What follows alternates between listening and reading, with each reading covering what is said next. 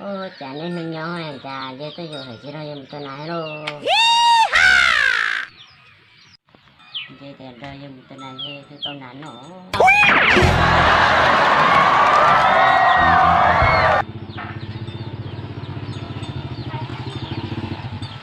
Không có cha. Bà chỉ để tôi phô lỡ. Ê, có chị phó thế. Ê, tôi phó ê. Từ từ ê, thấy nên thôi coi. Mà mò plá ê, nên nhà sang tới thế chỗ phế đó, lần đó tới nữa. Không kia rồi. Wow. Ôi, liền tại sao tôi sang được sâu phế xíu. Ê, có một tông anh em một ba. Đấy, khó ha. Đấy, em đi ba.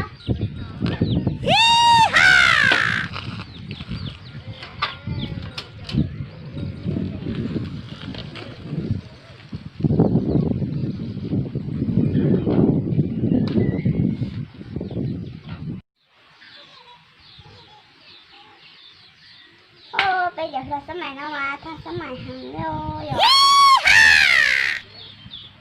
Ôi giỏi nha. Để sẽ chẳng tiêu.